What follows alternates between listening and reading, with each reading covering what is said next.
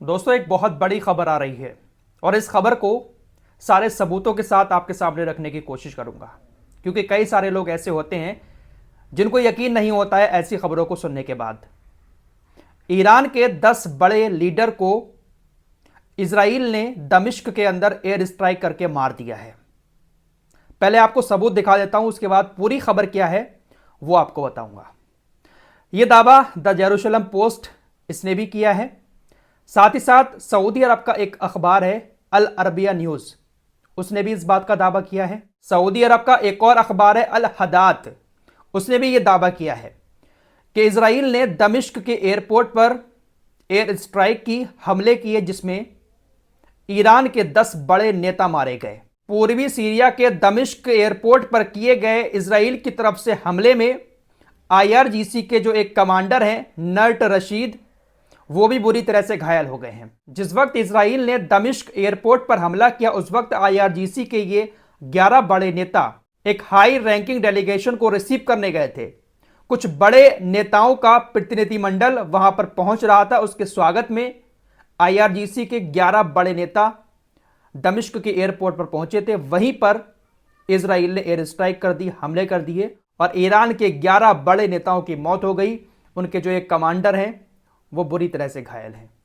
सारी रिपोर्ट आपकी स्क्रीन पर लगा रहा हूं। दोस्तों, इस मामले पर अभी तक ईरान की तरफ से कोई भी स्टेटमेंट नहीं आया है, लेकिन इस खबर में सच्चाई मुझे पूरी लग रही है।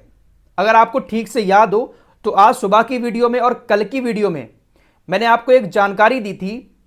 नेतन्याहू ने सीरिया से कहा कि बहुत जल्द सीरिया पर एक बहुत बड़ा अटैक होने वाला है।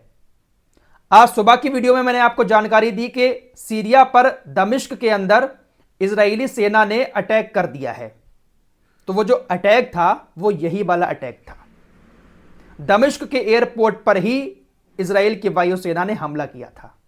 लेकिन खबर निकल के यह आ रही है कि वहां पर जब हमला हुआ तो उस वक्त ईरान के 10 बड़े नेता मौजूद थे।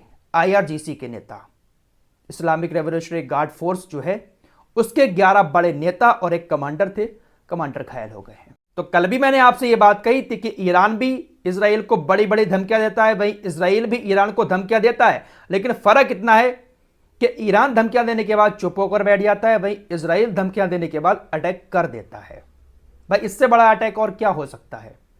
कई सारे लोगों को अभी भी इस खबर में सच्चाई नजर नहीं आएगी, लेकिन जो सबूत है वो सारे मैंने आप लोगों को दिखा दिए हैं। और कोई देश ऐसा नहीं है जो अपने यहां पर हुई मौतों का आंकड़ा सही से पूरी दुनिया को बताए, क्योंकि इन देशों को ऐसा लगता है कि अगर ऐसी जानकारी हम दुनिया को दे देंगे कि हमारे बड़े बड़े नेताओं को मार दिया इसने, तो हमारी तो कोई वैल्यू नहीं रहेगी, कोई भी हमारे ऊपर आकर हमले कर देगा। इसलिए खबरें बाहर नहीं आने देते हैं। जैसे इजराइल अपने यहां पर मरे हुए सैनिकों की खबरें बाहर नहीं आने दे रहा है। लेकिन दोस्तों, ये बहुत बड़ी खबर है। इजराइल ने एक साथ 11 आईआरजीसी के बड़े नेताओं को मार दिया है। शायद इसी के बाद ईरान ने जल्दबाजी में मोसाद के 4 एजेंट को फांसी पर लटकाया है। अभी भी 6 लोग ऐसे हैं मोसाद के जो ईरान की जेल में बंद हैं। 10 लोगों का एक ग्रुप पकड़ा था जो मोसाद के लिए काम करते थे, मोसाद के एजेंट थे। 4 को आज फांसी पर लटका दिया, अभी 6 बाकी हैं। इनको भी हो सकता है जल्द फांसी पर लटका दिया जाए। एक बात आपको और बता दूं, लास्ट वीडियो में जब मैंने ये खबर आपको बताई थी कि 4 लोगों को लटका दिया है, इसमें से एक महिला है, 3 पुरुष हैं और एक महिला है। फिलहाल देखा जाए तो अभी इजराइल ईरान के ऊपर पूरा भारी पड़ रहा है, क्योंकि ईरान अपनी पावर तो बहुत दिखा रहा है, बड़ी बड़ी मिसाइलें, लेकिन खुलकर अटैक इजराइल के ऊपर नहीं कर रहा है। इस जंग में खुलकर किसी ने इजराइल का सामना किया है तो वो है यमन। यमन ने लाल सागर में बैठकर पूरी दुनिया को कितना नुकसान पहुंचाया है, खासकर इजराइल को। इसका एक आंकड़ा आपको दिखाना चाहता हूं, और यह आंकड़ा मैं आप लोगों को इसलिए दिखा रहा हूं ताकि आप लोगों को इस बात का एहसास हो सके कि यमन इस जंग में कितना बड़ा रोल निभा रहा है। कई सारे लोगों को अक्सर ऐसा लगता होगा कि जहाज ही तो पकड़ रहा है यमन, कौन से बड़े काम कर रहा है, लेकिन यह बहुत बड़ा काम है। पिछले एक हफ्ते में यमन के हुतीज ने 299 जहाज़ों को निशाना बनाया। सभी जहाज़ों पर हमले नहीं किए, लेकिन 299 जहाज जब लाल सागर में उतरे तो हुतीज के डर से किसी ने अपना रास्ता बदल लिया, किसी ने बहुत लंबा रूट का इस्तेमाल किया। ये जो 299 जहाज थे इसमें 4.3 मिलियन टन सामान था। हुतीज ने पिछले एक हफ्ते में समुद्र के अंदर जो कुछ किया है उससे पूरी दुनिया का 18% हिस्सा प्रभावित हुआ है। ये कोई छोटी मोटी बात नहीं है। पूरी दुनिया का एक हफ्ते के अंदर 18% हिस्से को हूतीज ने प्रभावित कर दिया है। जरा सोचिएगा, इसी तरह से अगर हूतीज लाल सागर में बैठकर दुनिया के जहाजों को निशाना बनाते रहे तो पूरी दुनिया में इसका कितना ज्यादा असर पड़ेगा। इजराइल की बात करें तो 99% चीजें इजराइल के अंदर समुद्र से होकर ही आती हैं, लाल सागर से। हूतीज के ऊपर जब अमेरिका का बस नहीं चला तो उसने अब 3 संगठनों पर प्रतिबंध लगा दिया है। 3 ऐसे संगठन जो यमन की आर्थिक तौर पर मदद करते थे, उन तीनों संगठनों पर बैन लगा दिया है। अब वो तीनों संगठन यमन को पैसे नहीं देंगे। वो कौन कौन से संगठन हैं, अमेरिका ने अभी नाम नहीं बताए हैं, लेकिन ये वो बड़े 3 संगठन हैं जो यमन की बहुत ज्यादा मदद करते थे, हूतीयों को भी पैसा देते थे, उन पर बैन लगा दिया है। दुनिया में जितने भी संगठन हैं, अगर वो किसी के लिए कुछ करते हैं तो उसमें अमेरिका का हाथ जरूर होता है। बिना अमेरिका की मर्जी से बहुत सारे देशों का पैसा इधर उधर नहीं होता है। फिलहाल प्रतिबंध लगा दिया है, देखते हैं इसका असर हूतीज के ऊपर कुछ पड़ता है। निक्की हेली अगले राष्ट्रपति चुनाव की उम्मीदवार है।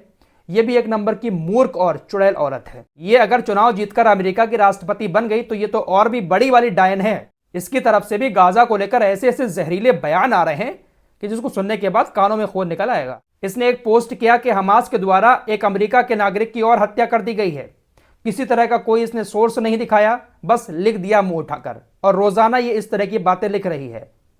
इसकी तरफ से गाजा के मासूम बच्चों की मौत पर एक भी ट्वीट नहीं किया जा रहा है। ये तो जो बाइडेन से भी ज्यादा बड़ी कातिल है। अगर ये बन गई ना तो इस जंग को कहां से कहां ले जाकर रखेगी। दोस्तों, कल मैंने आपको एक खबर दी थी कि रूस और ईरान ने अमेरिकी डॉलर में कारोबार बंद कर दिया है। अब खबर आ रही है कि चीन और रूस ने भी अमेरिकी डॉलर में कारोबार बंद कर दिया है।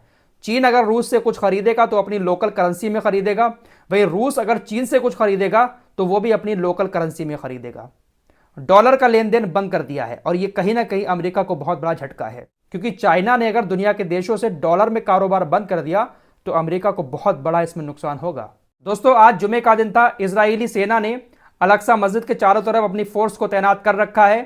फिलिस्तीनियों के मस्जिद में जाने पर रोक लगा रखी है, लेकिन इसके बाद भी फिलिस्तीन के निडर लोगों ने मस्जिद अक्सा में जाकर नमाज पढ़ी। और नमाज किसी 2-4 लोगों ने नहीं पढ़ी, बल्कि पूरे 12,000 लोग आज मस्जिद अक्सा में पहुंचे थे और जुमे की नमाज वहां पर अदा की गई। कई जगहों पर इजराइल की सेना ने आंसू गैस के गोले छोड़कर फिलिस्तीन के लोगों को भगाने की कोशिश की, लेकिन ये निडर लोग डटकर उसका सामना करते हुए मस्जिद अक्सा में पहुंच गए। 12,000 लोगों ने आज जुमे की नमाज पढ़ी है। जब से जंग शुरू हुई है, पहली बार इतने सारे लोगों ने मस्जिद में जाकर नमाज पढ़ी। सऊदी अरब की किस्मत एक बार फिर से चमक गई है। मक्का के अंदर सऊदी अरब को सोने का एक बार फिर से बहुत बड़ा भंडार मिला है। सऊदी अरब को कई बार मक्का से सोने का भंडार मिल चुका है। एक बार फिर से खबर आ रही है कि एक बहुत बड़ा भंडार सऊदी अरब को मिला है सोने का।